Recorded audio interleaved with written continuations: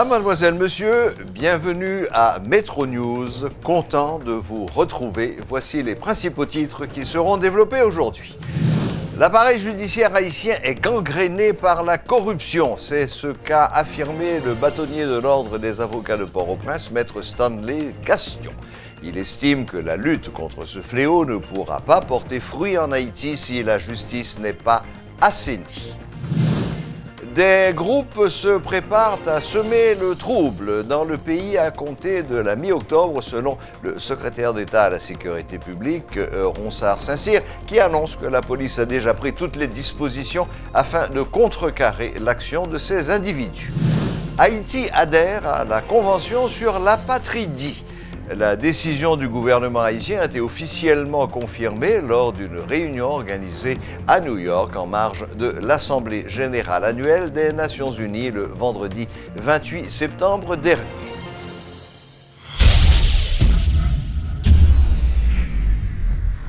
Vivez l'expérience BNC. Bienvenue à la BNC.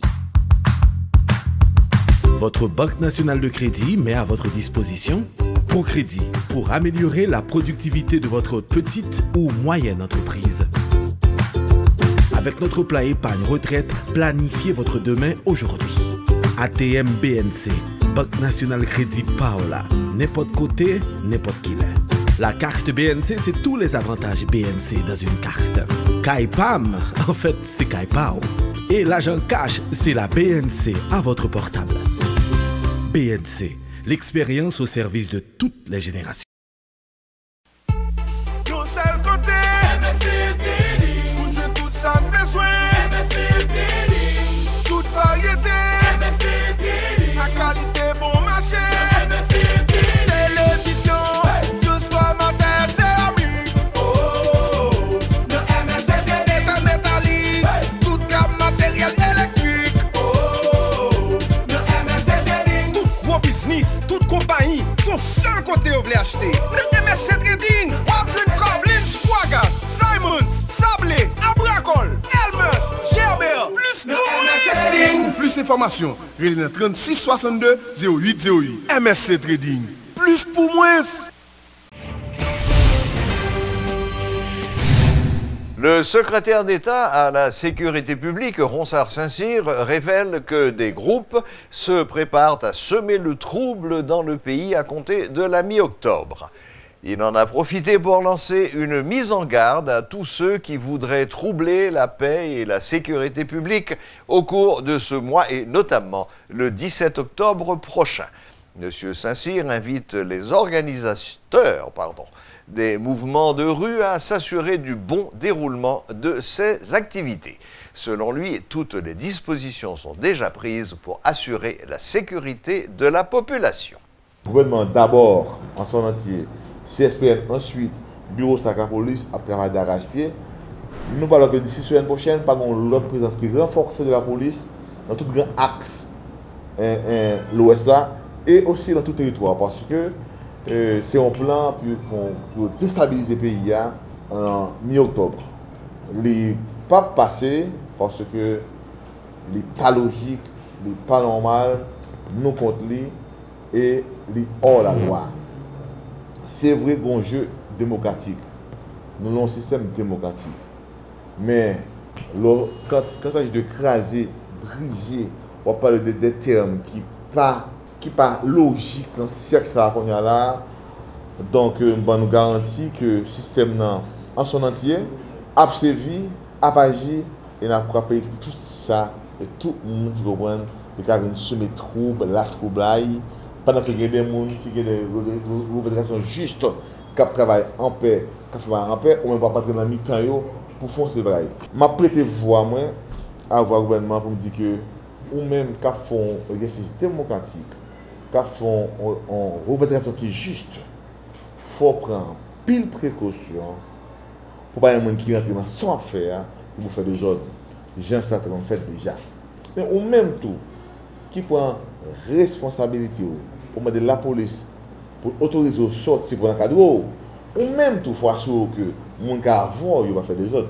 Sinon, ou même en premier lieu, ou responsable de citoyen victime, ou d'un magasin cassé, on vient d'écraser, et etc. Démocratie à grand marché.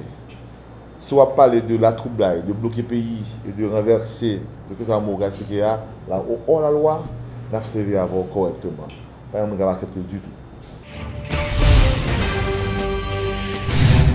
Les émeutes de juillet dernier ont un impact considérable sur les recettes fiscales pour l'exercice 2017-2018. C'est ce qu'a révélé le directeur général de la DGI. Lors de l'ouverture officielle lundi de l'année fiscale 2018-2019, Maridun Morland a expliqué que les recettes auraient dépassé largement les prévisions budgétaires fixées initialement à 41 milliards de gourdes. En dépit des principaux indicateurs macroéconomiques inquiétants du pays, le numéro 1 de la Direction générale des impôts a affirmé que son institution est en bonne santé financière. Monsieur Morland s'engage à mettre tout en œuvre afin d'atteindre les prévisions pour ce nouvel exercice fiscal. Le gouvernement travaille actuellement sur le projet de budget pour l'exercice 2018-2019 et a pris toutes les dispositions pour qu'il soit déposé au plus vite au Parlement, annonce Guichard Doré. Le conseiller spécial du président Jovenel Moïse explique que le nouveau gouvernement doit adapter le document qui avait été rappelé suite aux événements de juillet. Plus loin, M. Guichard tente de rassurer les citoyens, notamment par rapport aux inquiétudes exprimées par des économistes. Le budget rectificatif pourra tenir jusqu'au vote de la prochaine loi de finances.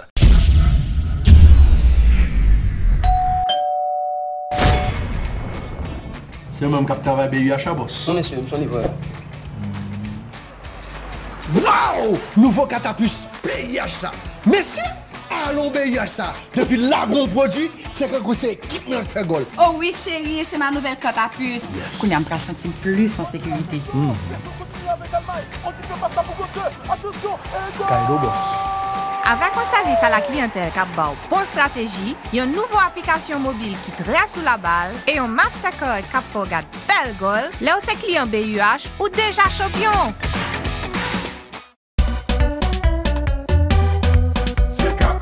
Pour qu'à choisir parmi plus que 15 000 articles nous avons pour offrir, ou à joindre depuis ces matériels pour quincaillerie, plomberie, électrique, sanitaire, bois. C'est qu'à représenter un pile gros marque international qui vient dans le pays. Tant que frigidaire pour électroménager, à Trouver, une plus gros marque outils qui vient dans le monde. Dans sa fait construction, prix, qualité et assortiment, CK Hardware, c'est mettre question. Pour plus d'informations, relez-nous dans 88 33.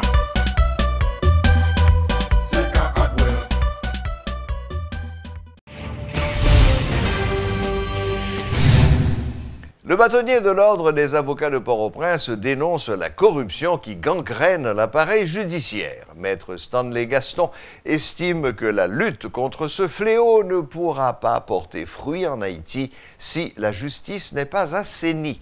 Ce n'est pas à la société d'influencer le système judiciaire, mais plutôt à la justice de façonner la société, déclare l'homme de loi. Le rôle de la justice consiste à la régularisation, en la régulation et la moralisation de la société. Les animateurs de justice sont au premier chef les magistrats, qui doivent se distinguer du reste du corps social parce qu'ils sont liés par un serment éthique. Tous les citoyens n'ont pas prêté serment d'agir avec éthique. Les magistrats ne doivent pas être à l'image de la société.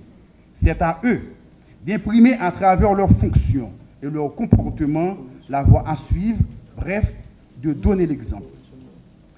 La justice allait mal. Aujourd'hui, elle se trouve à son plus bas niveau. Pour le bien de tous, il faut continuer à espérer que l'année 2018-2019 augure la fin de cette chute, qu'elle amorcera la remontée de la pente en répondant efficacement à sa mission de garantir l'application juste des lois et de figurer ainsi parmi les institutions porteuses de changement et de progrès pour le pays. La confiance tant nécessaire à la mission de la justice s'éloigne de plus en plus. Ce qui assombrit encore davantage le tableau, il n'y a aucune vision cohérente de la justice. La corruption a annihilé le développement du pays, compromis des vies et brisé des rêves. La justice, le système juridictionnel, à cause de son incapacité et de sa tolérance, dans bien des cas, a assisté en spectateur aux effets hideux de ce fléau. Même aujourd'hui, face aux revendications d'engager une lutte sincère contre la corruption, il y va de l'honneur des magistrats de participer à cette bataille difficile mais impérative. La justice représente le miroir de la société. Ce n'est pas la justice qui est à l'image de la société, c'est de préférence la société qui est à l'image de la justice. Tant vaut la justice, tant vaut la société. L'audition des plaignants dans le cadre du dossier Petro-Caribé se poursuit.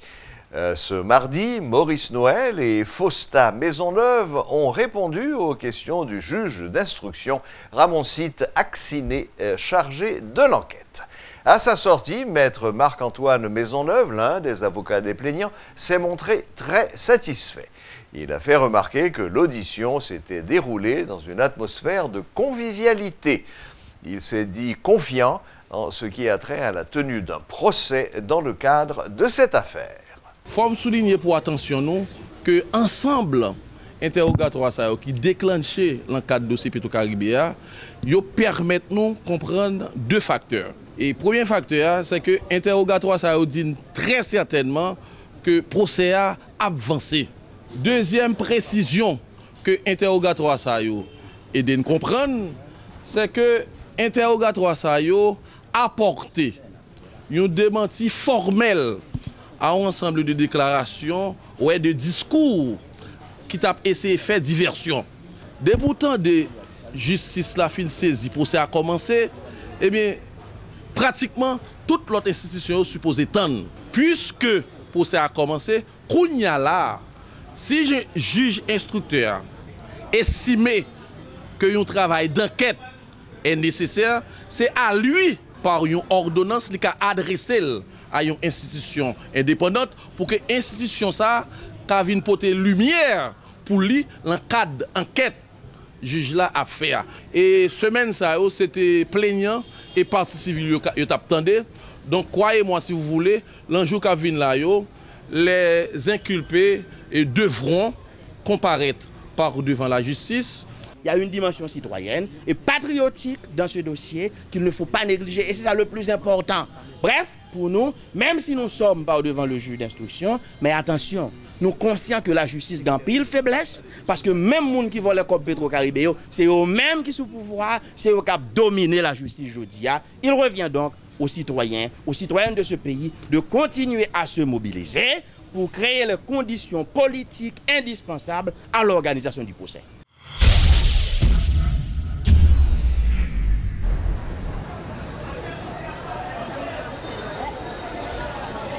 Merci belle petite maman chérie. Bonne journée.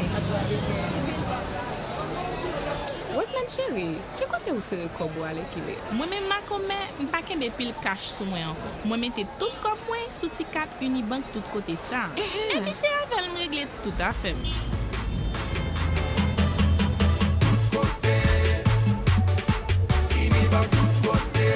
Hey, comme t'as pensé à le faire tout? Ah, chérie. Pourquoi ouvrir canet Unibank tout côté par avec 100 gouttes de dépôt seulement? Mes amis, moi pense que ça peut démarrer pile. Ma commet, pas petit temps. Parce que ouais, moi-même journée jodi a, moi gagne 4000 gens avec n'importe l'autre client Unibank.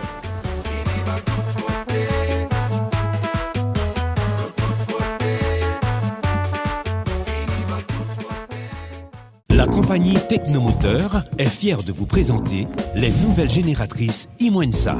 Équipées d'un moteur Yanmar, fabriquées au Japon, les génératrices Imoensa sont puissantes, solides et sont les plus silencieuses dans leur catégorie tout en étant moins chères.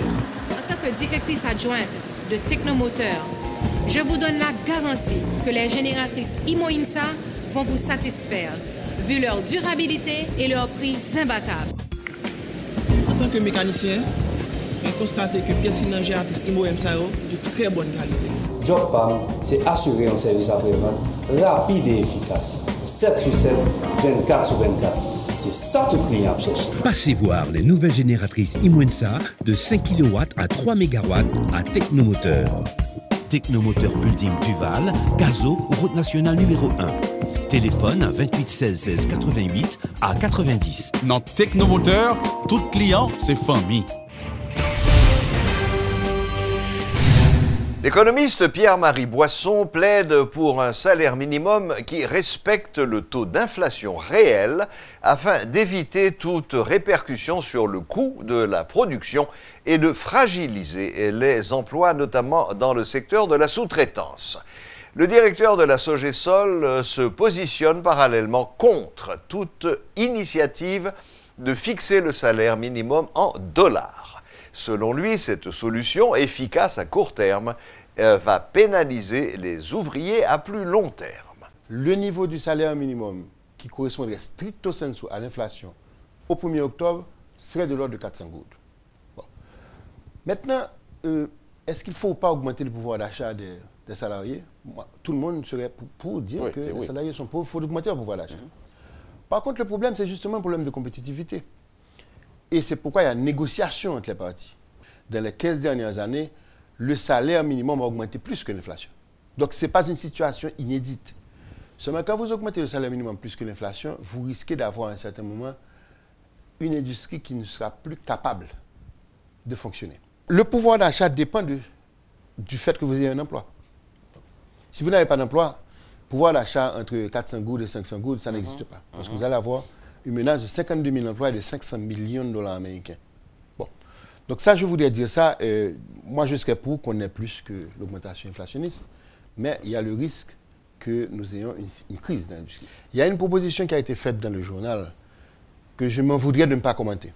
Je parle de la possibilité de payer les ouvriers en dollars américains. OK. J'aimerais dire à cette table, et c'est peut-être quelque chose que vous n'avez jamais entendu dire par quelqu'un, ce n'est pas dans l'intérêt de la main-d'œuvre d'être payé en dollars. Et je vais vous dire pourquoi. Quel était le salaire minimum il y a 15 ans? 70 gouttes. Supposons qu'on avait appliqué cette mesure à l'époque, qu'on avait mis les salaires, les ouvriers en dollars américains. Que serait le salaire minimum aujourd'hui? Je crois que vous n'avez pas besoin d'être économiste pour répondre à cette question. Le salaire, le taux de change était 42 gouttes. Aujourd'hui, il est moins de 80 gouttes. D'accord? Donc, allons dire que le taux de change aurait doublé. C'est moins que ça. 70 par 2, ça donne 140. Nous sommes à 335 gouttes. Ça aurait été un crime envers les ouvriers, compte tenu de notre tendance inflationniste, à ajuster les salaires en fonction du taux de change qui lui-même n'a pas suivi l'inflation.